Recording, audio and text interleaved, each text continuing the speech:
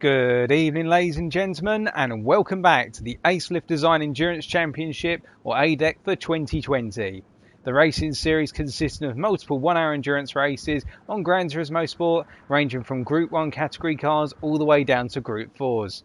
Sponsored by Acelith Design, a brilliant designer if you're looking for fashionable add-ons to your existing sim racing equipment, whether it be Thrustmaster, Logitech, Alterti, Fanatec. There's something for everyone, and you can customise your steering wheel the way you want to be that true and ultimate sim racer. I'm your host, Paul Walsh, also known as Britain a Spit or TX141, and today we have a cracker for you as the series moves on to round number 5, and we head over to Bathurst, off to Australia for what is going to be a very tricky race. So qualifying's about to get underway then, and here we go. So we're just going to wait to see who comes out the pits first, and hopefully where it would appear that we have got our current championship leader and our pace setter in practice taking to the track first and foremost. So we're just going to let him go around and then we'll follow him for his opening qualifying lap. In the meantime, behind him will be G-Rabbit from Finland. Well, in fact, we've got a couple of other drivers in between Plux and G-Rabbit. We've got Bottle Job, and we have also got Berkey Baby, who's going through. All of our timing screens at the moment are being updated to our drivers out on track, this being the relative pace from the practice session by looks of things. So we're just going to wait and find out. In fact, as they come across the initial sector, it would appear, the opening sector timing board, it would appear that we're being reset to positions. So Gadget is following out behind Plux, albeit Plux is quite a way up circuit already. Our drivers will want to get their tyres nicely warmed up as they're coming through their warm-up lap. And of course, that is the key thing here in the fact that really now the drivers need to keep their cool, because they only get, once they get 15 minutes, that's not that many laps unless they do a reset to the pits, but that's ill-advised. Normally the drivers are expected to go all the way around, pit and then start again. So what one can imagine effectively is our drivers will do a warm-up lap, then go for a qualifying lap, then cool down, do a cool down lap, and then go again. The idea being that in rinsing and repeating this approach, they don't exhaust themselves too much, because Bathurst is a very tiring circuit in terms of concentration, and it literally takes one mistake as Gadget goes a little bit wide there coming out of turn 19, and now coming up the Conrad straight in towards the chase at turn 20, 21, 22, so 20 being the right-hander, and then you've got 21 and 22 being the chicane. All of our drivers going around then. And Gadget here getting it relatively clean, although bumping the curb there going into turn 21. But we're going to switch over to our lead driver at the moment, so Plux, and we're going to ride on board now for this opening lap. So, starting the lap then, braking down about 75 metres into third gear and immediately getting on the power as soon as possible coming out of Hell's Corner, turn 1. Now going to charge up the mountain straight towards turn 2 and gradually creep the car over to the left hand side. You'll watch that he gradually does this. He'll just saunter it over slowly before braking at around the 100 metre board here. In fact, much later on the brakes there than one anticipated, drifting the car into turn 2 before powering out of what is Griffin's Bend. Now turn 3 coming up, a blind corner effectively. You just got to be brave here, full throttle into turn 4 then, braking hard now into the cutting. Now going up into the quarry section, so quarry corner, so 5, and then into turn 6, the follow-up right-hander, and now going over the crest of the hill into 7, still going uphill effectively, now into 8, now into 9, and keeping that throttle fully planted here, and now going through into turn 10 before starting to go over the skyline. Turn 11 now, and beginning the S's, and now coming down the hill, if you will. So 12, 13, going into the dipper at 14 here, and now going through 15, getting nice and planted to the tyre inside there, then 16, then turn 17, now coming into Forest Elbow, turn 18 here, and then accelerating out, going from the outside to the inside to get the best possible run out the corner. Now 19, now charging down the Conrad straight here, going for the maximum deployment of that hybrid battery, that energy recovery system being used to its utmost, and now charging down in towards turn 20, the chase. And he's coming up here, coming up to 200 miles an hour, in excess of 200 miles an hour, and then braking down into the chase chicane, down to third gear for turns 21 and then 22. Now powering out of here, one little straight up towards Murray's Corner, which will be turn 23, the final corner, braking at around the 50 mode, and then coming into third gear and now accelerating across the line for what will be the opening lap, and he's going to be setting an opening lap of a 1:43.8, an absolutely phenomenal lap. Now how will Gadget respond to that? One has to wonder here, as he's coming across to complete his lap, a 1:45.8, so quite a bit off the pace as Bottle Job comes off. into a 147.8. A bit of a disastrous lap for Bottle Job by looks of things. And Senna setting a 146.3. So Senna there really bridging the gap between Bottle and Gadget. Muller's CJ coming across with a 148.6 at this point in time. Also Max coming across with a, well, what looks to be no lap. So he's still on an outlap by looks of things then, Awesome Alex, or just aborted that lap effectively. But we have had some other drivers come through. So Jaggernaut up into provisional P3 with a 145.8. As you can see that Berkey Baby's getting over to the left-hand side initially, and they're having a bit of a drag race up towards turn 2. But Jaggernaut is going to win that drag race. I think Berkey probably lifted out there thinking the blue flags are waving. Got to listen to those marshals because race control otherwise be nipping at his heels. Or of all of our stewards being watching this race tentatively, as always, looking out for any infringements reported by drivers, or otherwise they see it from the replay cameras afterwards. And on top of that, we have got, well, Bottle Job there. All of our drivers really not having the best of runs here, other than our top 5 so far, if that. There's quite a sizable gap between our pole sitters lap and then the rest of the field. Although G-Rabbit, I say that, G-Rabbit right now showing that Dodge Tomahawk has got some significant legs, or 144.8 on his opening qualifying lap. And whilst that is almost a second down on our provisional pole sitter, Plux the Duck, that is still an impressive lap to be in the 44.8, and really a second up on P3 as it currently stands. So there is quite a gulf in lap times here. Now I'm wondering whether a number of drivers just simply did not get their laps in too well, because we have got a lot of drivers right now coming down to the Conrod Straight, and if a driver has made a mistake and our other drivers have to back out in the hill section, that completely destroys their lap and they have to go again. Now they have got the time to do it, as I've said previously, but that is one of the most frustrating things, particularly here when you are on a good lap and then you have to back out of it. It mentally starts to conflict in your mind in terms of you thought that lap was perfect and now you've got to do the hard work again, as Bottle Job improves to a 45.9. Not a bad lap there, good lap by Bottle Job. Now looking further afield, we've got Mr. Sean coming down Conrad now. And we're going to see what Mr. Sean can do in his own Dodge Tomahawk. See if he's able to take the fight to the other Tomahawk drivers here. Coming into the chase then, and now into the chicane. And we can see as he's braking down here for 21 and 22. Looking at his gearing in third gear, and then just absolutely hammering the power of that Dodge engine. Now charging down towards the final corner to Murray's corner.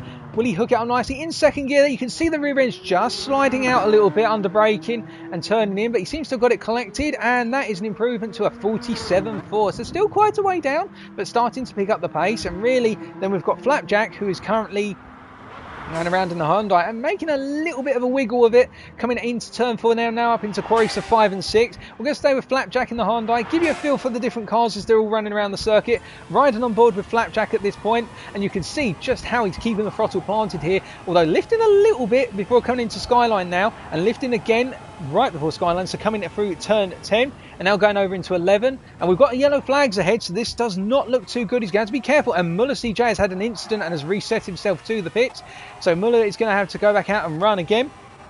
But you can just see what happens. You get one thing wrong there, the yellow flag's out, and now our drivers behind have to be very cautious. And speaking of cautious, quite a cautious run on the power there, coming through Forest Elbow by our driver here, Flapjack, in the fact that he didn't quite get on the power as early as he perhaps could have, so he didn't use the full width for the corner. But of course the risk there, if you're not that confident, is the fact that as you go to the full width for the corner, then what you find is you have the potential to hit the outer wall, and if you hit that wall hard, that completely costs your time and can also cause the car to really become unstable and actually send it spinning before you've even got into turn 19, which is the tiny little kink left-hander, before going onto the Conrad Straight. Now we have had some more improvements, but we'll wait to see how Flapjack does on this lap as he's coming to the end through turn 23 then for another time of asking, and now coming across the line, and his lap will be, with half the qualifying to go, a 47.2. Now we should do a quick review of the field as Berkey Baby improves in the Peugeot to a 46.2 and Jaggernaut has improved to a 44.9. So our current standing really looks to be Plux the Duck sitting on provisional par of a 43.8. I think that's going to be a tough one for our drivers to beat. And then we've got 8 temps down to G-Rabbit, who's currently sitting on a 44.7. Impressive lap by G-Rabbit. And then just shy of 2 temps behind him is Jaggernaut, also in the Dodge Tomahawk. And then we've got really the first of our 45s here in terms of lap time, Sir Bottle Job, as he goes a little bit wide there coming through turn 10 and now starting into the S's and getting it all sorts of wrong for Bottle Job there. That's a disaster for Bottle Job. But then further 2 temps down from him in the 45s is Gadget 334. Gadget really starting to find some pace now and starting to get a feel for the lap, and that's an impressive 45.4 by Gadget there. And remember, Gadget was the driver who started off the year with a lot of technical issues, effectively being a couple of seconds off the main pace, and now he's really starting to get into that midfield pack and starting to build up that pace. And you can see he's getting closer and closer to those podium positions in qualifying, and that could mean perhaps Gadget's going to be looking for a podium today. You can never say never, as he gets it a bit wrong going into 21 there, a bit heavy on the brakes, causing him to skid across the grass through 22, and he's going to have to abort that lap and start over as he comes into the pits. And we've got a number of drivers now opting to come into the pits, probably just to cool themselves down a little bit, just take a breather and put on a fresh set of tyres, and really then get the feel in again and go one last time in qualifying, as Awesome Alex is coming towards the end of another lap. Now you can see he's got a little bit of wear in that front right tyre, and you do have to wonder whether this is going to be one of the final laps he runs before he changes his tyres, as Senna's also in the pit. So Alex is going to come across the line and improves to 45.2, getting in front of Bottle Job and Gadget within the provisional qualifying standings so far. So it is chop and change, really anywhere between what looks to be, say, fourth downwards at the moment is all chop and change. And we're waiting for more drivers to go into the 44s, as Jaggernaut puts in a phenomenal lap there. Not quite enough to contest G-Rabbit's current provisional P2 time, but a 44.5 there from Jaggernaut. I think he is starting to build up some momentum in his car and starting to really find his feet in terms of doing the qualifying. And with 5 minutes to go, you never know what could happen between himself and G-Rabbit. And G-Rabbit, keep in mind, has also improved off camera to what is a 44.3, and I think he's just cooling it down a little bit, just taking a breather, perhaps just using this as a lap to psych himself up as he goes into the wall and Forest Elbow there. And he's immediately now just pulling back onto the Conrod Straight, and you can see that gap to Plux' initial opening lap. Whilst Plux has a lot of security, he probably is raising an eyebrow every so often when he sees the timing screen updating and thinking to himself, do I really need to push it again and try to raise the goalpost, sorry, move the goalpost even further and raise that bar? Because that 43.8 is a very strong lap, perhaps one of the fastest we've seen around this circuit to date. As G-Rabbit is warming up the tyres now, and I think he's going to be going for a power lap very shortly. And we're going to follow G-Rabbit, we're going to ride on board with our Finnish driver then. So, switching to telemetry, we can see coming across the line then to commence the lap. So, coming up into turn 1 then, braking at about 75 metres, coming down to second gear and getting it a little bit sideways there upon hitting the apex curb. And you can see, because the apex curb is raised and these cars have a low ride height, and he's using Jaggernaut there. There's a little bit of a sneaky slipstream there. Smart play, Jaggernaut staying to the left-hand side because of the blue flags. And really, you can see that G-Rabbit is trying to get as close as possible to Plux the Ducks' provisional pole time. As we see G-Rabbit not fully using the full width of turn 2 there, but almost now coming up into 3, full power, and then lifting off the power into 4 and braking hard here. Not the best of lines, and I think that might be a botch lap, because you could see how awkward that run out of 4 was. Now into 5 and into 6, and one does have to wonder whether G-Rabbit is actually going to abort this lap or try and get round as quickly as possible, and then towards the end of this lap calm it down and then start again, because with 3.5 minutes to go, he's definitely going to get one more lap in if he doesn't have an accident and cause a mistake. So you never know. He may, however, have a lot of time available as he skids his way into the dipper, and this is definitely an aborted lap by G-Rabbit because he's just pushed the car too hard as somebody else comes charging through the section there for the dipper. And that was Jaggernaut, in fact, his rival for that provisional P2. And then there's 6 attempts back to Awesome Alex in P4. So the Frenchman and the Finishman competing for that P2 time, potentially to get as close as possible to Plux the Duck here. So it is looking close and tight between these two. And we're just checking with race control, no further information, so it looks as though everybody is very happy with respect to what's going on out on track. There's no issues reported. All of our drivers seem to be content. We're not hearing anything down in the pits at the moment. And Bottle Job's just coming out of the pits, speaking of drivers at the pits right now. And it's time for Jaggernaut. Well, he's going to get 2 laps in at this point. We do have to wonder if G-Rabbit's going to get 2 laps in. I think he is actually going to be able to get across the line. And Plux is also out there, so we're wondering if Plux is going to raise the threshold in terms of what is going to be that pole lap time. And Plux has improving to a 43.7. Goodness me, the record just gets higher and higher as we go. And really, this is going to be G-Rabbit's second to last chance here, and I can see that Plux is just simply parking it over to the left hand side. G-Rabbit again using a little bit of a sneaky slipstream off the back of Plux's Audi and his Dodge in order to try and get as much speed up into turn 2. But of course, with that extra speed, you've got to be careful of the fact that you're going to have to brake a little bit earlier, or at least be ready to brake heavier, because of the fact that you've got that extra 1 to 2 miles an hour speed going up into the turn. But so far, G-Rabbit having a good lap. Car getting a little bit sideways going through the cutting, but in return, you can see that G-Rabbit seems to be very nicely poised there, and he's just circulating his way up the hill now, coming towards the midpoint of the circuit. as we're going to continue to follow the finished driver for the rest of this lap. Now coming through turn 10 and into the skyline at 11. Now, how brave will he be here as he's coming down into the skyline? Looks as though he's really gone for it, but he's going to have some drivers behind who are probably going to be on his mind a little bit, or perhaps G-Rabbit will just be fully focused. I mean, I make the mistake personally in qualifying sessions around here. I'm more conscious of the drivers coming up behind me because I'm normally a slow driver around Bathurst, but for G-Rabbit, it's not phasing him, and he's charging down now the Conrod straight. And let's see what sort of speeds he's going to get up to. And the thing with these cars as well, they've got 6 gears typically, some will have 7. And what you have to imagine is as soon as they hit their top gear, they hit an overdrive where the cars can go in excess of 300 miles an hour if they're on a perfectly flat straight that goes on for infinity. But the problem is the fact that because they have that overdrive gear, which has a very low amount of acceleration, our drivers will want to get the most out of the preceding gears. And you saw that G-Rabbit only went into 7th gear there right towards the end of the lap. Now, speaking of the end of the lap, or the end of the run down that straight. Now, speaking of the end of the lap here, G-Rabbit's going to come across the line. Is it an improvement? And it is not an improvement. He is going to go again. And there's yellow flags out on circuit. We're just going to have a look around. It looks like Berkey Baby's got something horrifically wrong there. And we're just going to flick back and see what happened. In fact, he just decided to get out of the way, so that's no problem. Berkey just wanted to move away.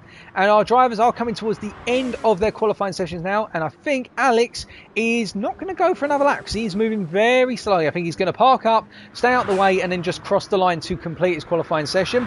Now let's flick around to some of our other drivers here. We've got Senna coming through for what is his final qualifying lap here. So it'll be the first of our drivers to finish who's on a lap at the moment. As Flapjack 247 improves to 146.7, putting him in P10 as it currently stands out of our 12 drivers. As Senna gets it on the grass going into Murray's corner, and that is a lap ruined right at the final hour. That is unfortunate for Senna, and I think he's just going to want to calm it down a little bit and settle, and he'll want to cross that line shortly, knowing that the qualifying session is now over. We'll just go a quick flick through. Have we got any other drivers about to come across the line? Berkey Baby going backwards on circuit. Don't think the steward's going to be too happy with that one. Hopefully he'll be out the way.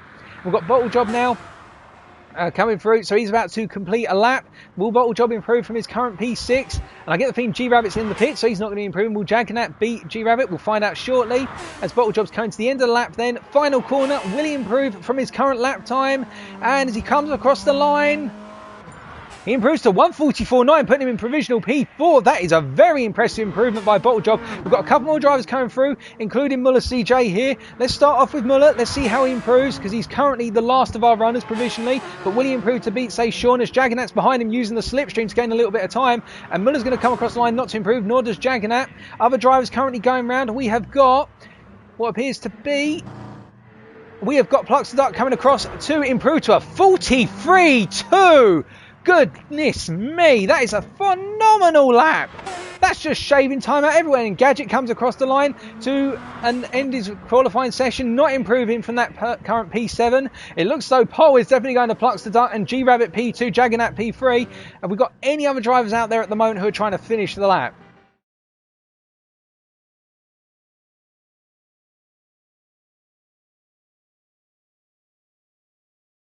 Very tight opening field.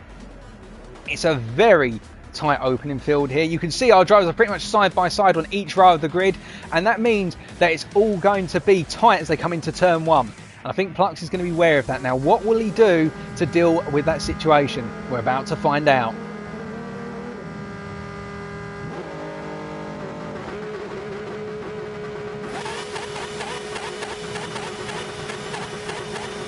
And it's lights out and away they go, and immediately you can see that G-Rabbit has had a phenomenal start, charging up towards turn 1 as all of our drivers pile into turn 1, but Plux has returned with the hybrid system of that Audi, giving him a phenomenal kick into turn 1, and all of our drivers have made it through, although there's a bit of contact at the back, and I get the feeling that CJ has had to take to dirt, but no overall damage between our drivers as they're all charging up towards turn 2, already going up the mountain straight, coming up into turn 2 for the first time of asking, and it really is a sprint up here as G-Rabbit is defending to the inside from Sir Bottlejob, who's had a phenomenal run and really getting to deploy the power of the hydrogen engine of that Hyundai, and all of our drivers coming through turn 2 relatively safe, although there is a bit of side-by-side action right down the end of the field. They're going to have to settle it down as they're coming up into turn 4 for the first time of asking, and Muller CJ clattering the wall but taking evasive action not to hit into the rear of Sean, and all of our drivers have made it through there safely, although Bottlejob has just hit the wall going up into 6, and that means that Alex is going to have a really good run, and Alex has gained significantly on the start, gaining up to P4. And it looks as though he's going to have the run on Bottle Job, but not enough into Skyline, and that means he's going to have to back out of it. And looking further down the field, we can see all our drivers really concertinaing together, going down into the dip. the Dipper and Flapjack is right in the middle of a midfield pack that is so close together. Goodness me, the dirty air on that car. It must be absolutely staggering to deal with as he hits the outer wall going down into Forrest's elbow, and that's going to cost him some momentum. But Senna behind gets a good run out there. Now you do have to wonder whether Senna is going to be able to make the overtake here as they come down the Conrad straight. And up further ahead, you can see that there's side by side between Berkey Baby and DJ Rice 83. Berkey getting ahead, deploying the hybrid of his Peugeot successfully there as they're coming down into the chicane. Flapjack is still ahead of Ayrton Senna, and you've got Sean ahead of Muller CJ right at the back, and Plux is pushing along in P1, G-Rabbit P2, Bottlejob P3, Awesome Alex P4 as they're coming across the line to complete lap number 1. Gadget up into P5, gaining 2 places on that opening lap. Then you've got Jagan at P6, the biggest loser, if you will, of the opening lap. Then in P7, Berkey Baby. Then in P8, DJ Rice. Then we've got Flapjack in P9, Ayrton Senna in P10, Muller CJ in P11, and then the side by side coming up into turn 1. It looks to be Mr. Sean, but Sean has not got enough for an overlay. But in return, you can see that Muller actually gave him the space there. I think Muller was a bit overly cautious of the fact that Sean did try and take a little peek down the inside. But in return, that means that Sean is now upper place as Muller has fallen back to last for the time being. As Senna's running close behind Flapjack going up into turn 2. Will there be a move on? It doesn't look like it. Now, looking further up the field here, you can see that Gadget is feeling some pressure. Looking back from his car, you'll note that he is being hounded by one Jaganat here. Looking further back, and you've got Berkey Baby in the mix as well as they're coming through turn 6 now into turn 7. And Jaganat here will need to make a decision. How close does he want to get to Gadget? Because if Gadget makes a mistake, as you can see, Jaganat almost makes a mistake, clipping the curb upon entry into turn 10. But in return, he keeps it stable after all. And now coming down into the Dipper again. They're going to be charging back nose to tail, and Jaganat is closing under braking, but in return that means Gadget now really has a much more stable car because he doesn't have to worry about as much dirty air. As Awesome Alex seems to be falling back a little bit from our P2 and P3 guys at this time, and he gets a really good run out of Forrest Elbow here, and now charging down Conrad Straight. And you can see behind him, Jaganat is not able to get close enough at the moment. And there's not too much change, but we have got a gap opening up between P8 and P9, with there being 3 seconds between Flapjack and Rice. And it seems as though we've got 3 little packs forming. Well, 2 packs primarily at the moment. And then we've got an intermediate pack as Rice has got it horrifically wrong, going down into turns 21 and 22. Now, what happened to Rice there? So he's coming down the Conrad Straight then, full power here. Now I'm wondering whether he clipped the entry curb to turn 20 and into the chase, if you will, hard, or he just simply clipped the grass here, because that's a very odd mistake to make. So he's hit the curb there, and now coming down to, and he's just, oh goodness me for Rice. That is a disaster, just tapping the grass, getting a little bit greedy with car placement there into turn 21, starting that chicane, and it was all in tatters. But fortunately for him, he hasn't lost the place, but he does have to worry about those dirty tyres, and Flapjack getting closer and closer and trying to get into that slipstream zone. Now up front, Plux is leading by 2.5 seconds as they go on to lap 3. Bottlejob in P2, G-Rabbit in P3, and Bottlejob in fact has actually got past G-Rabbit. Now let's see if we can catch what happened on camera there. It doesn't look like we can. I think what's probably happened is that the overtake was made either into the chicane on the previous lap, alternatively into Murray's corner, because Bottlejob is on a crusade right now, and you have to wonder whether he wants to hound Plux the Duck at this point in the race, that he's got the greater pace. But G-Rabbit has fallen the place back. Also Alex in P4, Gadget in P5, Jaganat back into P6, but in P6 currently, I should say, having lost out significantly, and Berkey Baby in P7 right now, chasing after the little train. And then we've got Rice leading the other pack of cars, if you will, running in P8 at the moment, and holding a bit of a gap to Flapjack, who seems to be the least comfortable at the moment in terms of overall running pace, with Senna and Mr. Sean and Muller CJ running close behind. We're just going to jump back towards the front of the field at this point, and we can see that Plux is really being caught up by Bottlejob here. Now, Plux did point out to us at the start of this race event the fact that the Audi is going to have some difficulty compared to the non-hybrid cars because of the fact it utilises its battery power so early on in the race. You can imagine that after a couple of laps, that battery does not recharge as comfortably as other hybrid cars, and cars such as the Honda that Bottlejob is running, or the Dodge which G-Rabbit is running, which do not have that hybrid, they are just given their full engine power. They don't have to worry about that loss of hybrid power as they go deeper into the race. But that is all to consider for. But meanwhile, ignoring that, we can see that Gadget is now being hounded by Jaganat even more so. Jaganat within 2 tenths almost of Gadget, and they're coming up into turn 2 now. Will Jaganat go for a dive on the brakes on the inside? It'd be dangerous to do so early on, and I think he's just going to settle behind and try and put some more pressure on Gadget as they're coming through. And you can see in the rear of your picture, Berkey Baby has fallen back a little bit. but he's not falling back too far. He's got his eyes on what's going on here, but Gadget right now just not seeming to be able to pull away from Jaggernaut, and if anything, Jaggernaut is getting closer and closer and breathing down Gadget's neck. Now, it's not to say that Gadget can't hold off the charging Frenchman here, because he's very strong in that final section, but well, the final two sectors, we should say, Gadget, where he's been able to pull away so far. But I think the Frenchman here is going to really be piling on the pressure, a huge weight on the rear of Gadget, if you will. But now that's the important part, as they come into the dipper for the fourth time of asking, will Jaggernaut be able to stay close enough, particularly under braking into Forest Elbow, where the car's rear can really slide away because it's a turning and a braking zone.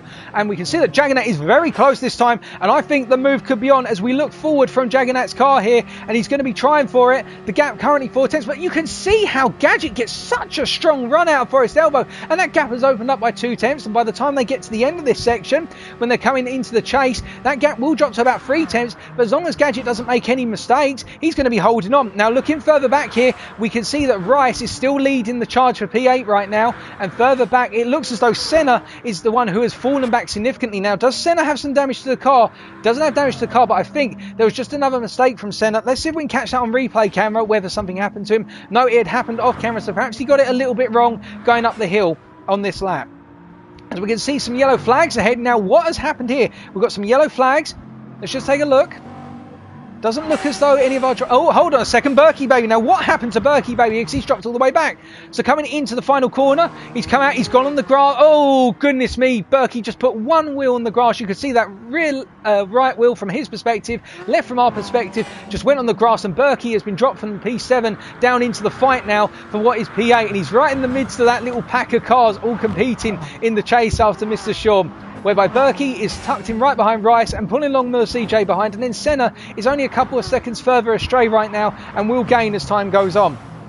And as they come into the hill once again, you can imagine that Berkey is going to settle down right now and think to himself, right, you know what? Just take it easy, settle down. You've got some front damage to the car, some front bumper damage, and also some front right wheel damage. If it's too much to drive on, it's not too long before the first pit stop comes up. We're expecting our drivers to pit somewhere after 8 to 12 laps, depending on the car and how good they are at conserving their tyres with their chosen car on those super softs. And Berkey, you can see just how that damage is making it very difficult for him to get a good run through the most technical and low speed section of the circuit, i.e. sectors 3 and 4. And as a result, Berkey is just, well, sorry, sectors 2 and 3, we should say, and Berkey is holding up Muller, CJ and Senna right now and giving Rice a little bit of breathing room here. Although you can see coming out of the corner, CJ has not had the best of runs, and in fact he gets on the gravel there, or on the grass, and it means that Senna's going to be going for the move as they charge down the Conrad straight, and you can see that the legs on that Bugatti are just not enough at this time, and I think there's going to be a move under braking here, because Senna is all over the back of Muller. Will he do it under braking? Not quite this time, and Berkey was able to use his hybrid, and it was the mistake from Muller to pull away initially, but you can see how as it's closed up, as there's even more dirt on the circuit, and we're just looking around on our track map right now, and Berkey is into the pits to repair that damage, and also probably put on a fresh set, so it's slightly earlier pit stop than perhaps he wanted here, but do keep in mind the pit time loss, as Mr. Sean is up into P7 at this point in time. Sean really making some gains right now. The pit time loss here just for a tyre change is approximately 5 seconds. This is one of the shortest pit time losses on the calendar. And Flapjack in P8, Sean in P7, Rice in P9, Muller CJ in P10. It's all a bit of a mix-up right now. And looking further up the field, we can see, hold on a second, what has happened to Gadget? Because he was in the wall there a little bit. So he's coming up into turn 2. So he has been passed by Awesome Alex. Well, no, he hasn't been passed by Awesome Alex, but please excuse me. Gadget was running in P5 at the time, getting our numbers mixed up there. Now, did he get it wrong going into turn 4? Yes, he went on the dirt there. You could see on the outside, he's just not had the best of runs. He was able to get it controlled and didn't put it into the wall, but because he put 2 wheels beyond the white lines coming out of turn 3 up into 4, it's meant that Gadget has effectively lost a little bit of the momentum, but he is gaining on Alex again, and Alex is feeling that pressure once again from the Honda driver behind him, but in turn, Gadget knows that he needs to be with Alex in order to be safe from the charging Frenchman behind, who is really trying to pile on that pressure. Now up front, Plux the Duck is leading by 2 seconds, and it looks though Bottlejob's initial momentous charge has died down a little bit. Now you do have to wonder whether Plux is simply managing the pace at this point in the race, knowing that he hasn't got that hybrid power available to him as much as he'd like. As you can see that Plux and Bottlejob are both coming across as they come into the pits. A difficult pit entry, but that means our 2 race leaders are coming into the pits, as does Jaggernaut coming in from P6. So this is going to open the field up a little bit. Now it is a short pit time loss, so we do have to wonder how It's going to play out as G-Rabbit comes around to start next lap, and you can see Plux is already out the pits, and Bottle Job is right up his 6 right now. Now you do wonder whether Plux had a bad pit entry or whether it was just simply that Plux has taken on a tiny bit of fuel or something to that effect. And in the charge now, you can see they're fighting, and they're legally allowed to because they both come out the pits. And Bottle Job has cut to the inside, and I think Plux is wondering how on earth did that happen, and now want to get the place back. And we do have to wonder whether Bottle Job made the move or started the move after the marshal post, as Plux is trying to go around the outside into turn 4. That is an absolutely daring positioning, but there's only one way through turn 4, guys, and you're going to have to keep it clean, but they are so fine. Alex is probably salivating at this and thinking to himself right now, oh, brilliant, well, I've got worn tyres, and these guys will come out in front, but in return, if they keep fighting one another, perhaps I can get in the way and cause a bit of trouble. As Jaggernaut has lost a little bit of time, of course, because of his pit stop, but he'll be chasing after Gadget on those fresher tyres, and then we've got quite the gap to Sean, but coming back to P2 at this point in time, we want to keep an eye on Bottle Job and Plux, and we'll ride with Plux as he's coming down into Forest Elbow here. Because you have to wonder whether the hybrid's going to give him the initial kick he needs to be right on the backside of Bottle Job. And in fact, with that hybrid being practically empty already, he's built up some momentum. Now he's going to have to see if the slipstream plus his acceleration is enough. And Bottle Job's Hyundai's engine is just holding him in there. And that gap is not closing out the rated one to it. In fact, that gap is opening up. And that is the lack of that hybrid battery in the Audi costing Plux the time right now. And this might be quite the surprise and quite the play from Bottle Job. In fact, he's been able to get ahead of the fastest one lap pace car, and that could put some real pressure on Plux and mean that Plux is going to have to overdrive the car to get back in front or mix it up on the strategy as G-Rabbit comes into the pits from the lead. Now further behind we've also got Awesome Alex coming in, and we've got Gadget coming in as well. Not having the fastest of pit entries, but you've got to be very careful with the pit entry here. If you get it wrong, you'll be reset to the track and you have to go around for one more lap. So all of our drivers coming through. Mr. Sean coming through in P7 right now, having not changed his tyres as of yet. So still running on a set of super softs. And we can see that he's going to go on to an 8th lap on those tyres. It is possible to do up to 12 laps.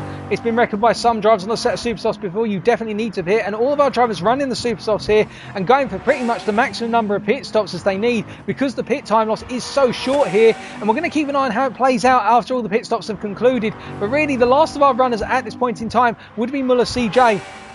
He's all the way down the back of the field, and he has picked up some damage on the front of the car, and you have to wonder whether he has collided with something alternatively, and it doesn't look good for Muller, in fact, as he's running very slowly coming out of turn 1 there, and I think the damage to the car is holding him back, and I'm wondering whether Muller might be needing to retire the car given the pace, or perhaps he's just taking a moment, perhaps he's had a rough time, and he's just taking a break. And hold on a second, Bottle Job has been passed by Plux the Duck. Where on earth did that happen? Well, it must have happened into turn 1, alternatively going up the mountain straight into turn 2, because we did not see that on camera as we're looking through the field. Oh, goodness me. Apologies for that, folks. There's just so much going on, so much to track right now. But Plux is back into the lead, and perhaps Bottle Job just got it wrong going up into Sector 1 and Sector 2 on this lap, because that is an absolute surprise, and that means that normality is restored in terms of the race order so far. But Bottle Job will be coming back strong. I mean, he's already shown that he can be strong round here. And he's sprung some surprises in that Hyundai as Alex gets it very wrong, going way too much onto the apex curve of turn 21 and now to settle the car down. Well done, that man, for getting it under control, but that is a lot of time lost. And in fact, you can see that Gadget right now is down in P6. What are the differences in pit stops? And Jaggernaut has been able to get up in P5 through the offsetting strategy, and in return, Jaggernaut is now charging after Alex here as they come round to begin another lap. Alex going wide there out onto the dirt, which you can do, and it can give you a little bit of lap time if you're able to nail the car straight as you come out onto the dirt on the exit curve of turn 1. Coming out of Hell Corner and now charging up the mountain straight. We can see that gap is just holding at around 9/10 of a second right now between Jaggernaut and Awesome Alex. So the two exchanging lap times efficiently at this point. And looking further down the field, we're going to see that Gadget is in a bit of a lonesome sixth right now, as is Mr. Sean in P7, so those guys are having a quiet one. And then Flapjack in P8, and then Senna in P9, and he's being chased right now by Rice. Now, the two Bugatti drivers, of course, running the same machinery, but you have to wonder whether Rice wants, at this point, to be ahead of Senna, thinking perhaps he's the faster driver, although he has lost 3 temps there, in fact 4 temps, as they've come out of turn 2. Perhaps Rice just feeling that dirty air effect, and it's just cost him a bit of time there as he's had to go heavy under the braking. And then further down the field, Muller is into the pits. Now, Muller has come in and he's put some fuel in the car, so perhaps he's just had a bit of a poor run on this stint so far, and he simply had to abort his overall pace. And now by going into the pits and putting in the fuel, perhaps he's going to go to the end and try and just pick up some positions by running the car all the way to the end of the race as we follow Berkey Baby. And the idea behind that being that he's able to pick up some places through retirements, alternative drivers making mistakes. But again, the man on the charge right now is Sir Bottlejob, who's brought the gap down between himself and Plux to about 1.8 to 1.9 seconds. It keeps changing as the hybrid on that Audi gets deployed and then peels off. And you'll see that time and time again. And looking further down the field, we've got Awesome Alex and Jagannat exchanging lap time still, as the gap between the two of them is only a second. Awesome Alex pulling out a 10th from that lap as Jagannat goes wide out the final corner, out of Murray's corner. But the return shot is that it looks like Jagannat is very planted when he goes a bit wide out the corners, perhaps using the track limits there to its utmost.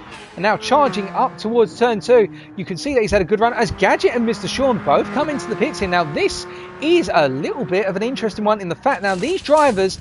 Oh no, Gadget picked up some damage. Now what happened to Gadget? Right, he picked up damage coming out of... Well, he's picked up damage on the front and the front wheels. Both of them. Now, I get the feeling that damage must have been picked up as he was coming into what would be Forrest's elbow, because for him to still be running out on track and not be passed by other drivers, well, he's been passed by Mr. Sean because he's had to do the damage repair in the pits compared to Sean not having to, or perhaps Sean just picked up a little bit of damage. But it does seem as though Gadget has not had a good run, has had to call in a pit stop early because of the heavy damage done to the car. But Sean right now has really gained from that and now up into P6. Remember what we said earlier about Sean, the one to watch out for, who will just gradually creep in and pick up those positions. And Awesome Alex, hold on, has lost a load of time. Now as Alex has had an incident, now let's wind back and see what's happened there. He's already had the damage, and I get the feeling because that's on the front and the front right tyre, that means that he's had the instant going up into turn 4. He's hit the wall upon entry. He's just gone too late or gone off onto the white lines, and that's costing the momentum there. And that means that G-Rabbit's not feeling the pressure right now, but who will be feeling the pressure now is Alex, with Jagannat behind him. Now, has Jagannat got some damage to the car? No. So it would appear that Alex has had the bad run there, and Jagannat can now close up on him. And then it's 16.6 seconds down to P6 in the hands of Sean. Now looking around the field, I think it's spaced out a little bit at this time. So we've got one of those quieter periods in the races with 18 minutes passed already. So we're almost at a third of the race distance. And I can see up ahead that something has happened to one of our drivers. Now this has happened to Alex. What on earth has happened here? So Alex has been coming down in towards the final corner. Now has he gone for the pits? Yes, he has. He's bowed to the pits and he's broke heavily on the brakes. And he's launched, oh no, Alex, and he's gone into the wall, and he's got to recover that car, because if he goes much further onto the grass, what will end up happening is the car gets reset, and Alex, it's gone from bad to worse for the British driver, and he's all the way down to what would be approximately P11 right now. Oh goodness me, the Hyundai driver just not having a good run as a third of the race distance is finally covered almost. But up front, really, the story to be told is that Plux is leading by 2.1 seconds over Sir Bottlejob, who is 3 seconds ahead of G-Rabbit, who's 6.5 seconds ahead of Jagannat. Jagannat inheriting some positions through the misfortune of others, and gradually recovering, having started P3. He'll want to close up on G-Rabbit as the race distance unfolds. And there is a long gap of 17.7 seconds down to Mr. Sean in P5. The driver who's been a bit hidden in the background and just picked up places really through executing strategy so far and not making mistakes.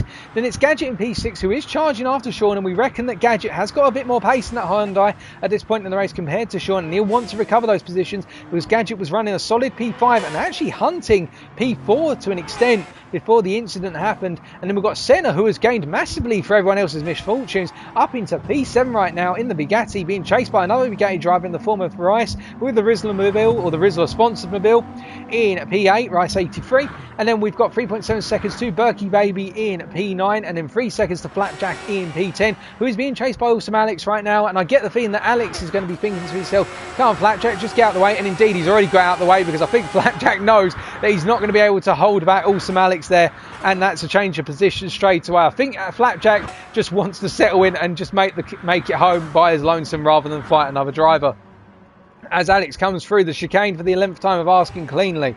And then last but not least, 37 seconds behind the 11th position as Berkey comes into the pits is Muller CJ. Had the most unfortunate race so far, and really the one that's been hit most by errors or incidents, but Muller's still in it. And remember, other drivers could retire, alternatively misfortunes could hit other drivers, so Muller is not to be demotivated, he's just got to keep pushing on. We've had some pit stops, and Berkey Baby has come back out in P9, keeping to that immediate left as he's coming up in towards turn 2, not feeling the pressure from Awesome Alex behind. Now looking up front, meanwhile, we can see that our top 3 drivers here all quite close to one another, only within 6 seconds of one another, P1 to P3, and then Jagernat some way down at this point in the race. But in return, remember, Jagernat has just pitted, so he's going to be using that as a means of trying to essentially offset the gap between himself and the Finnish driver in front. And Jagernat will use those Superstar tyres. He'll try to get them alive as soon as possible and just put in a good number of laps. Now, in terms of the fastest lap, it's currently held by Plux the Duck with a 1:44.9. And in terms of that competition for the championship lead, as Sean is up into P5, and Sean is really creeping in. Although I get the feeling in fact, hold on a second, Sean has pitted, as has Gadget. But there was the misfortune for Gadget, and perhaps there's a little bit more damage on the car. And that would explain why Sean has been able to creep up into P5. So a lot of things happening off camera. But speaking of what's happening on camera, so our top 3 are in the pits. And hold on a second, Bottle Joe is back out in front of Plux the Duck. Now, let's take a look at the telemetry here. What has happened? And in fact, you can see that Bottle Joe is out in front and had the better run of the pits. Now, did Plux perhaps pick up a little bit of damage going into the pits, or just simply the way it's played out? But Plux, by comparison, has got not as much fuel as Bottle Job as well. So perhaps Plux is really draining fuel out the car. And then you've got further down G-Rabbit in P3, who's only 3 seconds behind these guys. And you have to wonder, if they fight, and they fight heavily, that G-Rabbit will get into this mix. And these are the closest 3 battling on circuit right now. As we can see, a pit stop is underway for one of our drivers here. And in fact, that is for Berkey Baby running in P10. So we'll just, and Awesome Alex is coming into the pits right now. But really, Bottle Job is our race leader at this point in time. There's a trade-off going between the places of Bottle Job and Plux. It's really hard to fathom how the exchange is happening. You have to wonder whether Plux is just not having that fast pit entry. Alternatively, he's having to take on fuel every time. Bottle Job's just doing a better job of preserving fuel. And that Plux is having to work very hard because of the fact he hasn't got that hybrid battery in the car. But Plux right now chasing down Bottle Job, and Bottle Job being able to pull away a little bit at this time, up to 1.5 seconds, and flicking down the field. G-Rabbit only 2.7 seconds off of Plux, and then it's a good 11.8 seconds down to P4. Now looking further back down the field, Mr. Sean really the one who's gained the most through all the pit stops and the strategy execution, with him now being in P5, and it's credit to Sean here. Gadget will be chasing after him to try and pick up that P5, only 2.8 seconds down the road, and then you've got Senna in P7, who's only 3 seconds off of Gadget. And looking at even further down the field here, we've got Rice, who's a further 3 seconds down on these guys. And then we've got Berkey Baby 7.5 seconds back, with a bit of a penalty at the moment for probably a corner cut somewhere along the line, probably at the dipper. But no over exchanges so far, and not too many cars close on track. The closest drivers would be our top 3 as we look further down the order, and we can see that G-Rabbit has not had the best of runs into turn 1 and out of it, which enabled Plux to pull away from him. But Bottle Job really putting in the bangers of laps right now, and whilst he hasn't got the fastest lap, he has got the pace. Now Senna is in the pits as the crew are coming out to service the Bugatti again.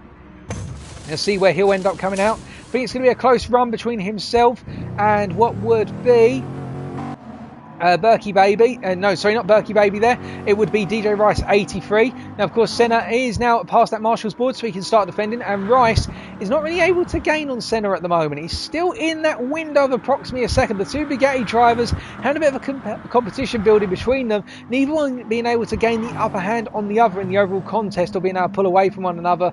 And it's really Rice who's having to work that car hard to stay with Senna at the moment, and Senna can just control the pace between the 2 of them. As we can see, hold on a second, what has happened further down the field here?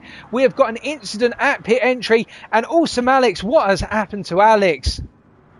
So he's been coming down in towards the chase and now into the chicane, into 21, and he's got it horrifically wrong going into the chicane, and he's just, oh goodness me for Alex, that is a disaster. And he's had to park the car up. Now, will they need to retire the car? Will they be able to get it back out on circuit? Your guess is as good as mine. And in fact, we just had it in from race control. They've had to retire the car. We've had our first retirement in the form of Awesome Alex, the driver who was towards the front to begin with, but it's all gone from good to bad to worse for Alex. But speaking of things improving, Plux is getting a little closer to Bottle Job, the gap being approximately a second right now. And that means that Miller CJ has already gained 1 place from running in P12. He's now up to P11. And Jagernat, meanwhile, into the pits. Now, Jagernat coming in once again and picking up some damage as well, in fact, So what happened to Jaggernaut? Did he pick up the damage? He'd already picked up the damage, in fact. I get the feeling that was an incident probably coming out of Forest Elbow, because the fact that he's got the damage on the front right would indicate that it's only happened quite recently. He's going to have to stay to the left of that marshal's post, and now he can start moving over as Sean is on the hunt after the Frenchman, and the two Dodge drivers are going to be exchanging. Looking further up, no change up in the lead, but you can see that Sean, through just simply not making any mistakes at the moment, is closing and closing on the further top four. And I think that, well, if Jaggernaut continues to make mistakes like this, Sean's probably rubbing his hands together and thinking to himself, hey, I might even be able to get a P4 here, and if something happens right up front, I could even perhaps get on the podium. You never know, because Jaggernaut will need to get those tyres switched on, and Sean, meanwhile, is just putting in lap after lap, and whilst his tyres do have a bit of wear on them compared to Jaggernaut, you can see that he's just being consistent, and that's what it's all about in these races at Bathurst. Consistency first, worry about the lap, pace afterwards, and Gadget is chasing after this group, as Alex has definitely been confirmed now on our timing screens have been retired, and Senna meanwhile holding on, and I think Rice has not had the best of runs coming up the hill, because that gap has opened up a little bit, and you can see in fact he's gone a little bit wide going into the corner there, and that has opened up the gap. I think he's also perhaps not had the best run, although yeah, and in fact you can see how worn his tyres are. That means he's skidding quite a bit now. That Bugatti's going to need to come to the pit soon, because particularly those front super soft tyres on both the left and the front right are going to be in a condition where that car's going to become quite unstable to drive. And with Berkey Baby chasing after Rice right now, you have to wonder whether Berkey's hoping that Rice is going to cost himself too much time, and then simply that Berkey's going to pick up a place through the pit stop strategy. As Muller's still running around in P11, and we've got Flapjack currently running in P10 chasing after the field here. Meanwhile, on lap 16, we've got Bottlejob currently leading the way, still now 1.7 seconds ahead of Plux, and these two really just seeing the gap ebb and flow between them. And I think at this point it's more about Bottlejob trying to control the pace and keep the laps in, and Plux trying to find places where he can gain the time, knowing that he's not running with the hybrid now because of the fact the hybrid's been so heavily depleted. And G-Rabbit is staying within arm's reach of this and just putting in the consistent laps. So you can see that gap has not changed. In fact, he is within 5 seconds of our race leader right now, so you never know what could happen. You can imagine that if he went for an earlier stop and tried to undercut these guys, he might even gain through that. Now further down we've got Jaggernaut, who's gone wide into turn 4. He's been able to collect it. Well done, that man. But in return, that is just how easy it is to make the tiniest of mistakes through 3 and up into 4, up into the cutting, and making a mistake like that costs so much time, and Jaggernaut's probably kicking himself for that. Unfortunately for him, as Gadget goes a little bit on the grass there, in going into what is turn number 8 and into 9. And I think Gadget's probably kicking himself as well, because the mistakes are starting to creep in as we're getting towards that halfway point right now. And in return, when the mistakes start happening, once one happens, it can sometimes, for some drivers, set off a chain reaction in terms of their mind is more focused on do not make a mistake, and that's all they think about, and they make the mistakes as a result. But further down in P7 right now, we've got Senna, who is quite a bit ahead of Rice now, as Rice pitted.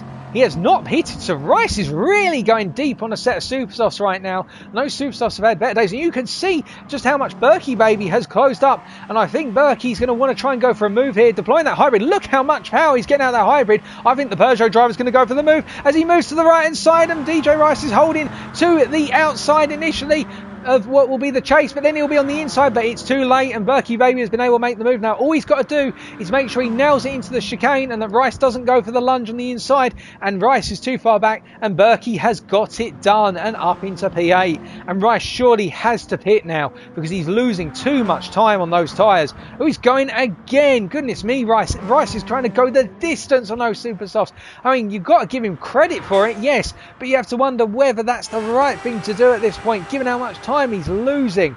But still, if he wants the challenge, well done, that man. And Plux, hold on a second, what has happened to Plux? And it looks like Plux has fallen back. Now let's take a look back. Has he made a mistake somewhere? And we can't see any visible mistake at the moment, so it looks like it must have happened probably going into 3 or 4, alternatively through 1 and 2, because Plux has lost a significant amount of time to Bottlejob, and G-Rabbit is now within 1.5 seconds of Plux the Duck. And I get the feeling the Finnish driver here can smell the rear of that Audi, and he wants a piece of it. He wants to move up that podium. And if anything, the battling now could bring these guys further and further back. But then again, Jaggernaut right now, 27.5 seconds down on P3. So I think really we've got a pack of 3 drivers running after that race win. And then we've got a pack of 3 drivers running after P4. Unless anyone makes an absolutely critical mistake here, that's how the packs are going to play out. But it's all to play for with half an hour to go. And we've got Senna as Plux the Duck has come into the pits, and Plux on very little fuel.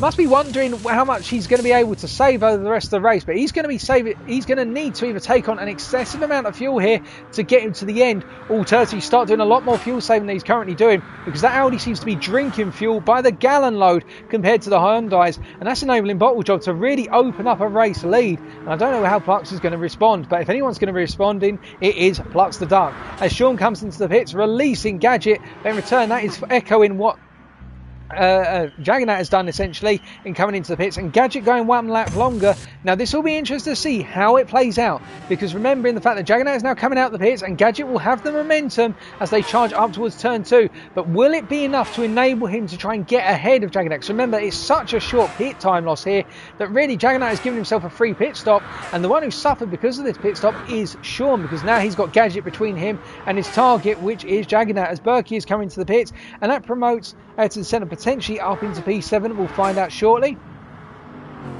And it looks as though Rice coming out the pits here, getting a little bit unstable at first, but he's able to get across, and Berkey's also warming up the tyres.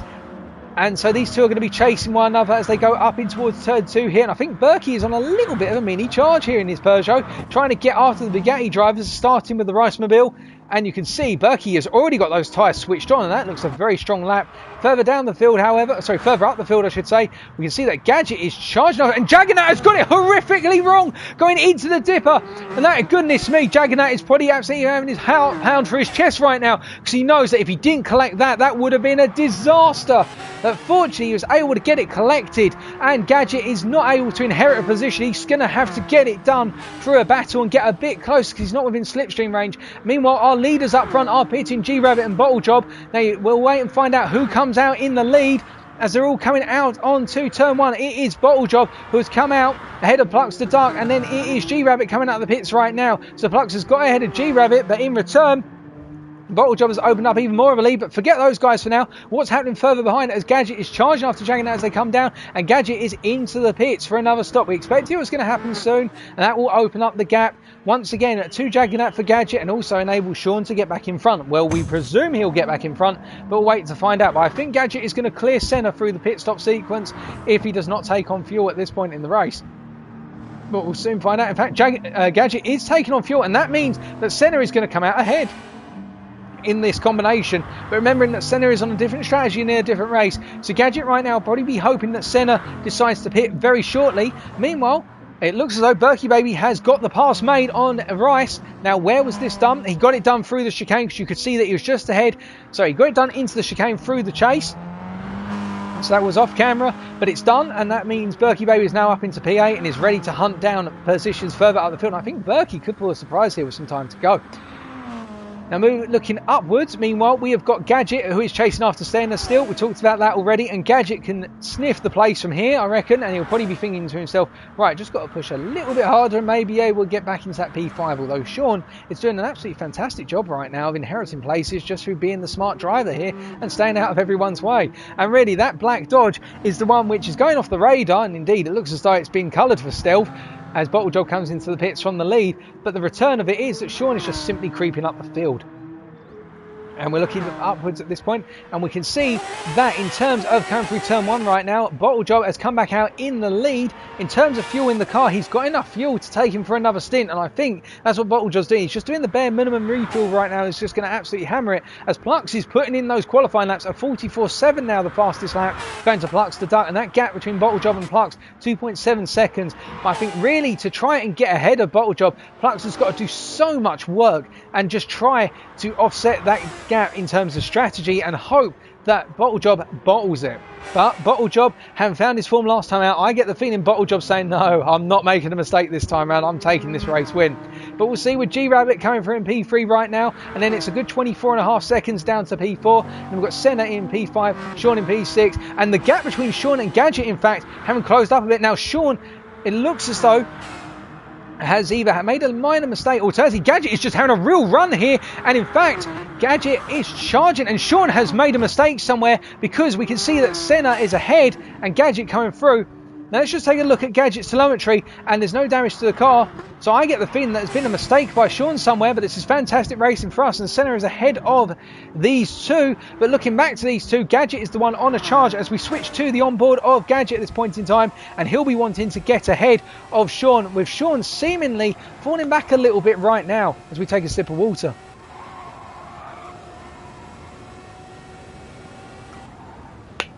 And we can see that Gadget is just gradually eking the car over the course of the S's and into the dipper. Very collective driving by the British driver there, making sure that his Hyundai doesn't come unstable. And it's the same story here as he goes into Forest Elbow. Not using the full width of the entry area, it's worth noting. He could go further to the right to potentially angle the car, but that's his preferred line there. Although it does mean that Sean has gained a bit of time simply through that corner and then getting on the power sooner. That's the point of the wider entry line.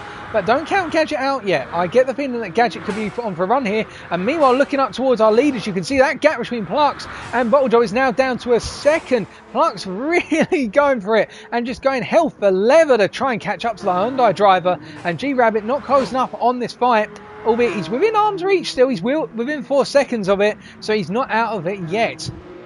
And Senna now coming into the pits. Now, where will this drop Senna? Because he knows that he's going to have to take on fuel, and that's where the offsets happened. So we have to see where that's going to play out. But Sean, and that actually explains why, because Sean and Gadget have got enough fuel. They've taken on fuel. Senna did not have the fuel, so that's why he's going to drop out behind Gadget and Sean. But Senna up into P7 right now, and we're just going to look a little bit further back, and you can see that Berkey Baby is coming out the final corner to complete lap 20 and begin lap 21. End lap 19 and begin...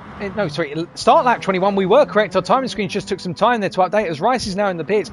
And Senna has actually made some gains here, and Berkey's going to have to do quite the charge to catch up to Senna in P7.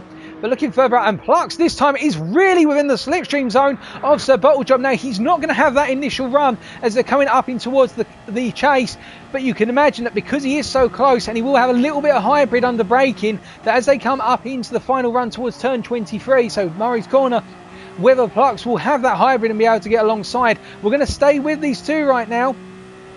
Although we do have some action happening further down the field, as we can see Sean and Gadget, but let's just stay away from that for the time being. We'll keep an eye on it in the corner of our eye, looking at our map. But it's so close right now. I think Amu's going to be on for the race lead, as you can see that Plux goes to the inside to start lap 22, taking the lead. But in return, Bottlejob goes to the cutback. Well placed by the Bottlejob driver there, in the fact that he's been able to cut back in front of Plux, and Plux is pretty sizing up right now, thinking, right, Bottle, you did it that time, and I know you're going to go for that tactic next time, so I'm not going to let you have that one. But at this point, the two drivers exchanging laps, exchanging places, and this is, of course, costing them time. And G-Rabbit, who's just gained 6 tenths just through that one fight through turn 1 at the start of lap 22.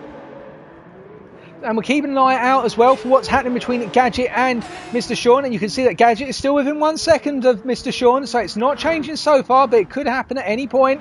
And we're just looking for our field quickly, as we should always do. And Muller's still running in last, albeit having the spirit to carry on, which is great to see.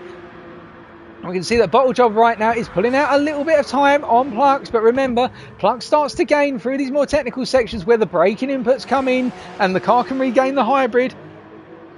Although Bottlejob has opened up the gap to 8 tenths now. If he nails this corner, if he nails Forest Elbow, then Plux doesn't, and he's not in the slipstream this time. He's gradually creeping into slipstream, I mark my words, but that gap is quite sizable, and I don't think he's going to be close enough to go for a potential move here, and he's going to have to size it up under braking. These two being the closest right now, and Bottlejob has just got to keep nailing the lap and simply force Plux to have to overdrive the car in order to get the move. And when he gets close enough, then Bottlejob's got to use a little bit of racecraft in order to frustrate the efforts of Plux to duck, because Bottle's going to want this win. He knows that he's got the ability to win it now. He's been working hard with that Hyundai, and he's just got to hold on for another 20 minutes, what is surely going to be a nail-biter of a conclusion here in a very difficult race, in the fact with 20 minutes to go, 40 minutes have been passed, our drivers are going to be feeling some tiredness creeping in. They're going to be feeling the agony of having to do BAFA so many times over and over, having to rinse and repeat the dipper, the cutting, the chase, corners which are a testament to the skill of every driver known to man. And in fact, with these two, it's not just about skill, it's personal. Both of them want that win. Bottlejob just as much as Plux. He wants to prove himself and show that he's not just a bottler, and Plux because he wants to get as much of the gap as possible on Zephyx's Jack in the championship points, as Jagannac comes into the pits from P4, and I think it's going to be safe in terms of coming back out in front of our drivers, although he's taking on some fuel at the moment. And yet he's come out in front of our drivers, and the battle for P5 is ongoing, with Mr. Sean not able to completely get away from Gadget, but just keeping Gadget out of the slipstream zone so far. And Senna only 4.5 seconds behind Gadget in P7. And looking further afield, we've got Rice and Flapjack on circuit running about a second from one another. And it looks as though Rice has... Oh, hold on a second, goodness me! What happened there for Flapjack? Oh no, that is an absolute disaster for the British driver. So he's coming down the Conroy straight, and he's going to be going into the chase. Now, did he put some wheels on the grass coming under braking into the chicane? You've got to imagine he surely did, because that was absolutely horrific. And in fact, yeah, just a tiny tap on the grass and it caused the car to immediately oversteer, and it sent him wild, and he's missed the pit entry. Oh no, not again. Another driver who's had that instant beat. I think he's in the pits now, but he must be absolutely kicking himself as Plux comes into the pits. Now this is important because Plux is hitting early, and that means he is going for the undercut, but keep an eye on how much fuel he's got compared to Bottlejob, who's also on critical fuel. So it's going to be a quick refuel, and then Plux has got to put in the lap of his life to jump. And coming through then, you can see that Flapjack is keeping immediately to left hand side. He doesn't want to compromise the race leader, otherwise I think Bottlejob will be screaming to the stewards afterwards, as G-Rabbit's also in. And this is going to be so important because G-Rabbit's going for an undercut as well, because if Plux and Bottlejob start fighting one another as soon as the latter comes out the pits, then you've got to keep in mind that G-Rabbit will be the one who has most to gain here. Albeit that gap, hold on a second, that gap between the two has opened up massively by 11 seconds. Now, did G-Rabbit have some damage on the car going into the pits? No, it was just a long stop. Okay, that is a very odd one, because that is a huge gap to have opened up. 11 seconds. Perhaps G-Rabbit has just decided to settle for third, and perhaps he's made a mistake or two. Jaggernaut is being chased down by Mr. Sean right now, albeit I think Jaggernaut has had the pit stop, whereas yet the two drivers behind Sean and Gadget have not had the pit stop, so that would explain why that gap is coming down. And really it's a return to form of this trio of cars, albeit Jaggernaut is now at the head of this trio, whereas he was behind it before, at the rear of it. Meanwhile, we've got Ayrton Senna still in 7th, and then we've got Berkey Baby in 8th. Not really feeling any pressure. Then we've got Rice in 9th after that horrific mistake by Flapjack, which took all the pressure off of Rice in the battle for P9. And then Muller, last but not least of our running drivers, we should point out, in P11.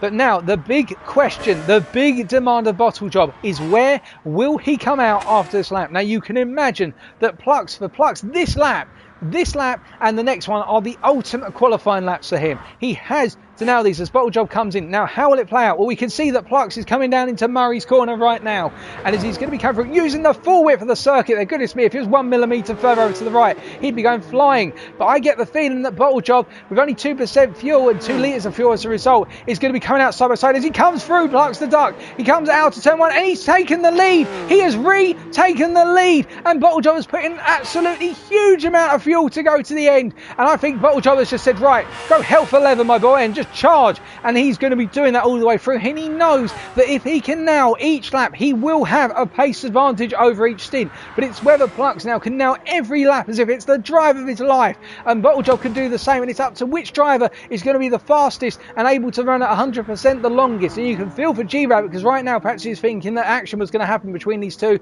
but they've spaced out enough. But don't say never for G-Rabbit. He could creep in. You never know what could happen in the remaining 16 minutes of this race, as we can see that Mr. Sean and Gadget are still chased after Jaggernaut. Again, the offsetting strategies here that means that Jaggernaut could effectively have secured P4 depending on how it plays out.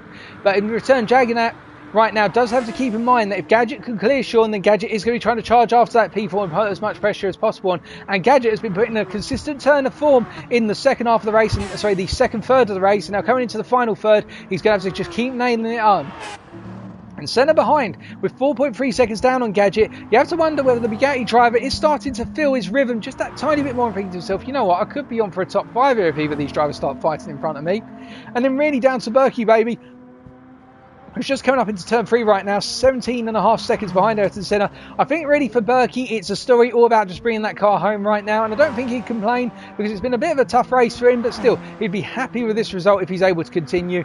And Rice and Flapjack bringing up the rest of the top 10, and then there's that sizable gap down to Muller CJ. But in return, I think these drivers are just focusing on that consistency right now and potentially inheriting places through retirement.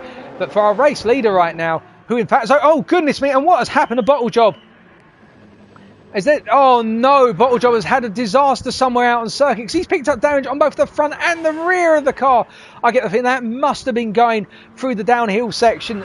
It's got to have been. He's got to have clattered the walls going through the dipper, or at least the S is into the dipper, because that car is more mangled than your average shopping trolley in a Tesco supermarket, in the fact that the car has just got damage everywhere all over it, as G-Rabbit taps the grass there and almost loses it going into turn 2, and that concentration is at a premium right now, and G-Rabbit's got me thinking to himself, oh crikey, now I've got Bottle Job behind me, I don't want to make any mistakes because I could potentially pick up a P2 here, because G-Rabbit's got the fuel to go to the end and he just needs the tyres, but Bottle Job is going to be absolutely hammering it now, and I think he was before, and he'll want to do so again, because he'll want, and G-Rabbit almost losing it again, going into turn number 8 into 9 and going wide onto the grass there, but keeping it under control. Careful, G-Rabbit. You've seen a number of drivers make that mistake, or probably heard about it or seen it on the radar. Don't make the same mistake as others, because you can bring a solid result home here. You've just got to keep it together for 14 more minutes. Oh, goodness me. The legs must be tired for all of our drivers right now. They must be thinking to themselves, when will this end? As Sean has pitted by the looks of things and put in the fuel to go to the end. And Gadget, meanwhile, is the driver who still needs to do so. So how will it play out between himself and Sean? I get the feeling that Gadget is going to be coming out behind Sean, and with Senna in the mix of this. Now, Senna does not have the fuel to go to it. He's got damage on the car, in fact, and I think that is a clattered into the wall at turn 4 based on the damage he's got on the car. We didn't see that. So that means that Senna is not going to be involved in the fight for what is P5 effectively between Sean and Gadget, unless either of them make a mistake at some point or they get really involved in the fighting. But it's opening up for Senna right now in terms of his positioning in P6. Into P7, he'll be dropping back there as Sean is coming closer and closer to go for the move. And we've got Berkey, meanwhile, in P8.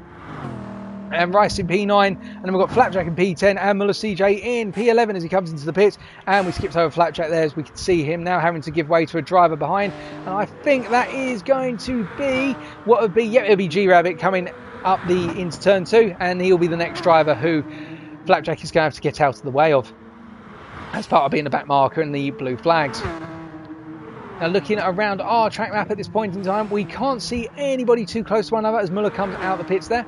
We can see that Senna is now into the pits for what is most likely to be his final stop of the race, unless he picks up some damage. So they're repairing the car, they'll put a fresh set of super softs on, they'll put the fuel in, and I think that will be Senna's final stop. Now, where will this bring him out in relation to Mr. Berkey Baby? And it brings him out, in fact, approximately 3 seconds ahead of Berkey Baby. So Berkey will now have a new target to go for. I think he'll probably think to himself, right, I want a little bit of P7 if you don't mind. I think I can go grab that by the end of the race.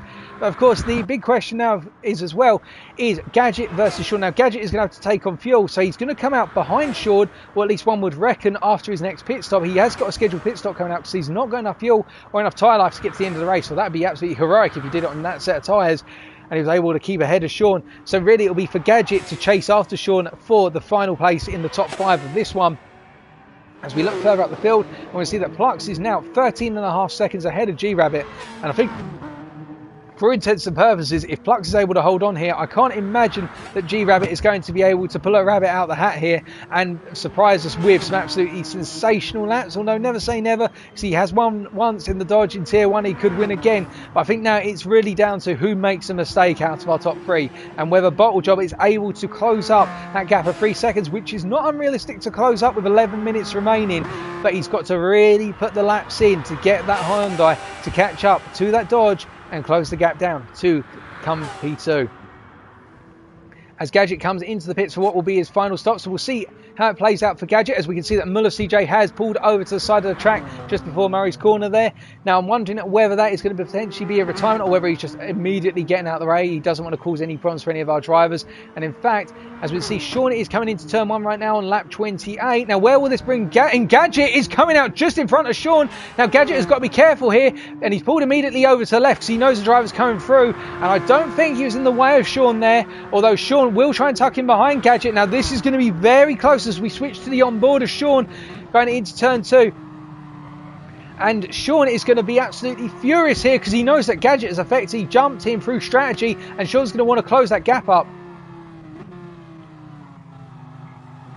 And if Sean's able to keep this close, you have to wonder whether the Dodge, with absolutely brutal power down the straights, is going to be able to go for a move when they come down into the Conrod straight and then go into the chase. But so far, Gadget really has pulled off a bit of a mastermind on the strategy here, and it's Gadget's to lose as they're coming around into the final 10 minutes now. Who will come out on top on the final top 5 position? Will it be Gadget or will it be Sean? Take your bets, folks. I'm not going to put my bets on because it's either one of these two. They both deserve it, but who's going to be the most deserving of it at the end? It will be the one who crosses the line. As we can see that Plux has come into the pits, as has G-Rabbit, but he's putting on one final set of tyres here. And what's the Plux? But he's putting in a little bit of fuel. As we can see that Bottle Joe has come around to complete another lap. And as he comes out here, Bottle Joe is going to retake the lead. And Plux, hold on a second, did Plux pick up some damage coming into the pits? What on earth has happened to Plux? Oh no, and Plux has picked up some front aero damage. Now that must be a wall somewhere towards the end of that lap because the gap didn't close up too much initially, but that is what has cost him the time, and that means Plux has now got it all to do again to get back into that race win, and Plux again will want to go charging through these guys here.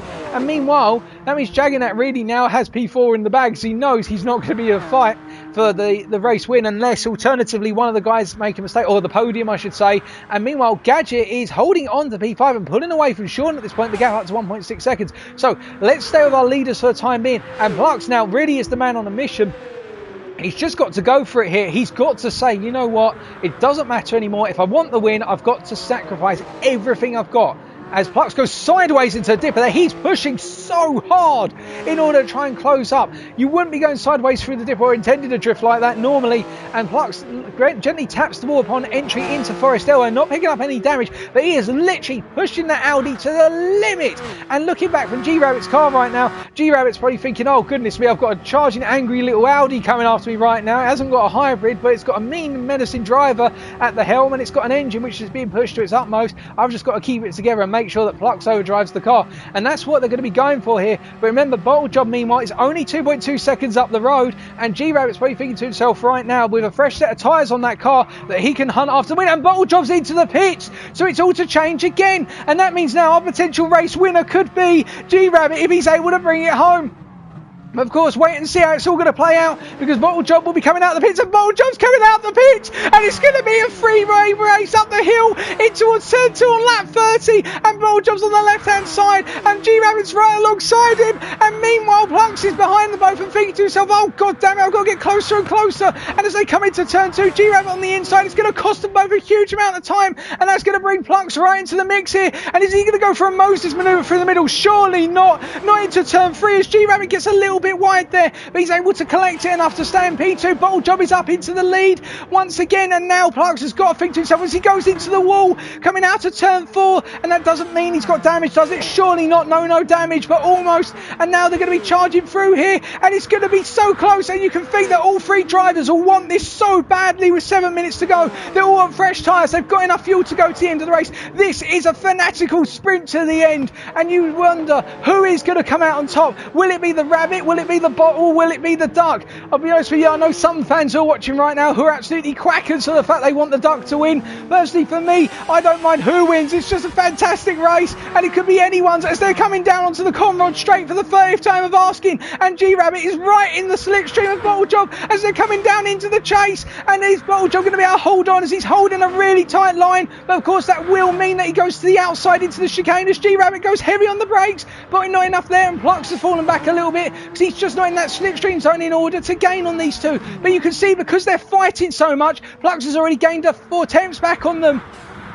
And meanwhile, further at the field, keeping you informed, Gadget is still holding on to P5, 1.5 seconds ahead of Mr. Shaw. No change there. We're just quickly flicking through the field for you guys as Muller CJ's into the pits for his final pit stop of the race. But staying back towards the front, once again, it looks as though G-Rabbit is going to go for another attack shortly, or is Bottle Jug going to be able to hold on up the mountain straight? I think the mountain straight is going to be enough for Bottle Jug to hold on right now as they come to lap 31. There's approximately 3 to 4 more laps to go for our top 3 drivers here, and it could end up any which way. One of them just has to make a mistake. One of them just has to get a touch wrong going into one of these corners, whether it's the cutting, the dipper, Forest Elbow. Any mistakes now will be critical to the driver's aspirations. And G-Rabbit's got it horribly wrong with the power, and he's gone sideways out of the cutting. Oh no, and it immediately strikes. It happens to be the driver. We're watching the commentators curse strikes again, and that means Plux is up into P2. We're just going to switch back to what happened there for G-Rabbit. And we'll switch to the onboard, and I suspect it was just a little bit too much on the power. In fact, it was just a little bit too much up on the power there. Unfortunately, we couldn't get to the onboard quick enough, but he just got on the power too quickly on the camber change coming out of the cutting, and that's what led to him spinning up the rear wheels and getting sideways there. But G-Rabbit in return now will be absolutely foaming at the mouth to get past the duck. Oh no, the Rabbit, and that means Bottlejob now just has to keep it together and hope that G-Rabbit can get stuck into a fight for P2, because if he does, that's going to give Bottlejob the chance to break away and pick up the win.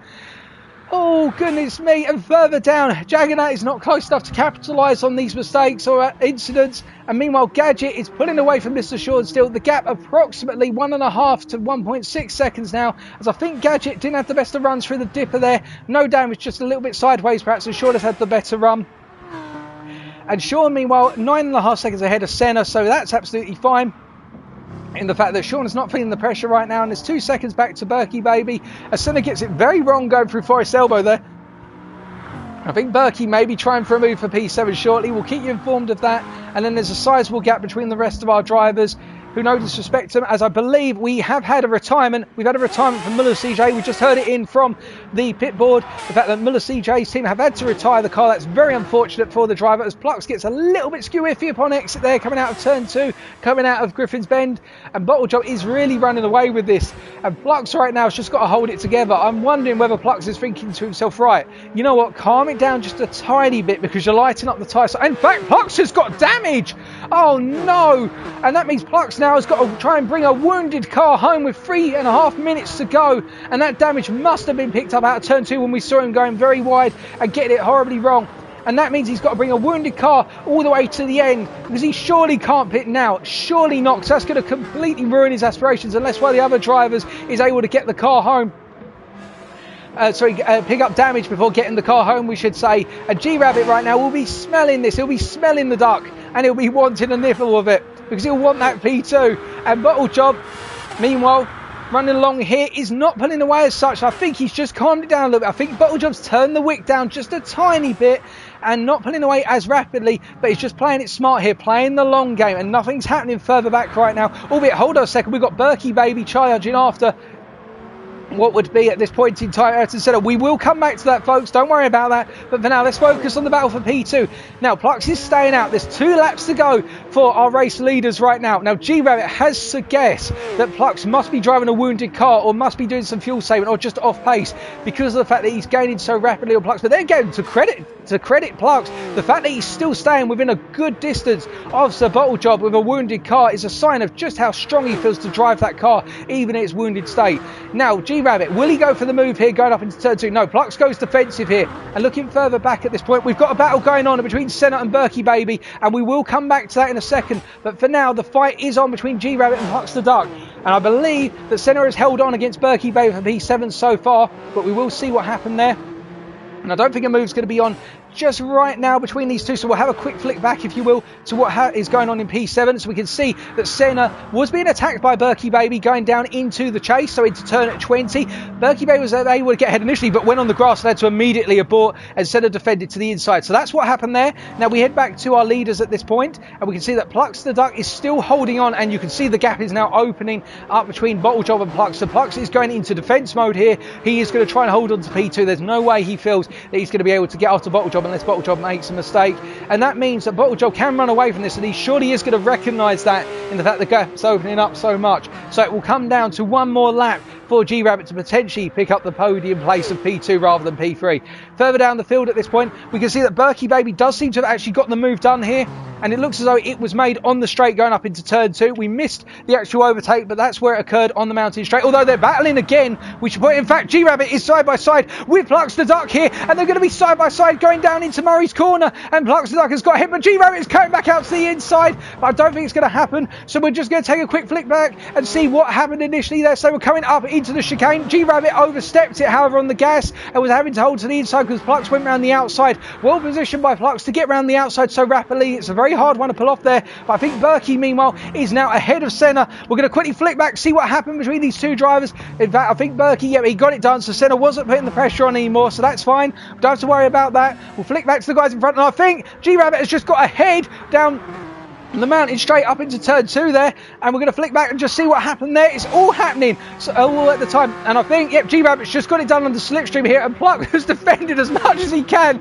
to the outside, but he's got to give G-Rabbit the space in there, and G-Rabbit going for the crazy move around the outside with 2 wheels to the grass, and G-Rabbit has got it done, and I think now for Plucks, it's just about bringing that car home with only 1 lap to go, and the first of our finishers is Ayrton Senna in P7. He got back in front of Berkey, baby, in fact. What on earth happened there? And I think coming down into the final corner, did Berkey get it wrong?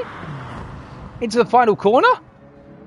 There wasn't damage on the car, and Berkey, he just had a really bad, in fact, I think Berkey ran out of fuel. He ran out of fuel on the finish line. Oh, goodness me. And Senna picks up a P7. Now, the next our drivers to come across the line will be, looking through the field, I believe it will be DJ Rice to pick up P9. So we're just going to follow him as he finishes his lap here. Now, it's very unfortunate for Berkey. That was a surprise right at the end. And Rice is going to go sideways across the finish line there. Happy with his P9 by looks of things.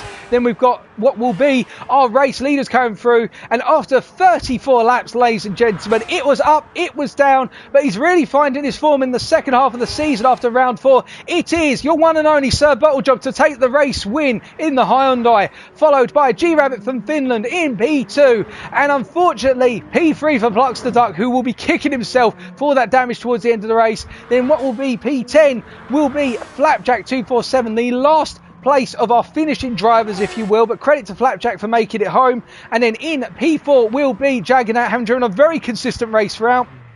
And then the last of our top 5 finishers had a very difficult race to start off with, a very down race to begin with, but credit to the British driver. He'll be proud of this. Not happy he's finished second in the overall Group 1 Championships, but Gadget 334 brings it home in P5. And then the last car to finish out on circuit will be Mr. Sean in P6 in the Dodge Tomahawk. Well done to Sean for a good overall race. And that is your final set of results, and this means that Plucks the Duck will have won the Group 1 Annual Championship. But to our winner, Bottlejob.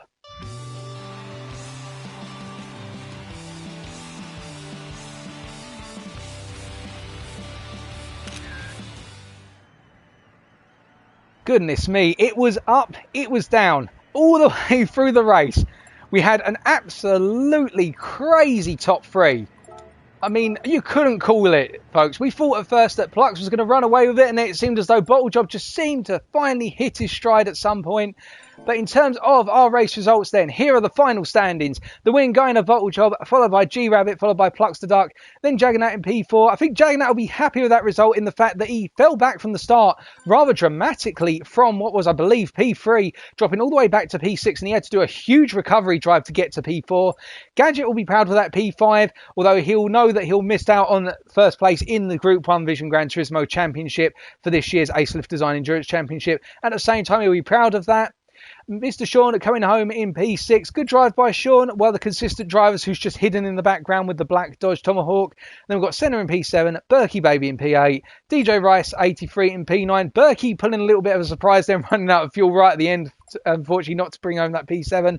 Flapjack in 10th, and Muller CJ classified, albeit after a retirement, in P11. And that's our drivers, with 10 drivers finishing. And with that, that's all we've got time for today. If you have enjoyed this video, be sure to leave a like, comment and or subscribe to both my channel and also the official Drivers Room YouTube channel, as may be found in the description of this video. But until next time, I've been your host TX141, or Britain a Spit, and remember to stay safe, stay well, stay smiling, but most importantly, stay on track.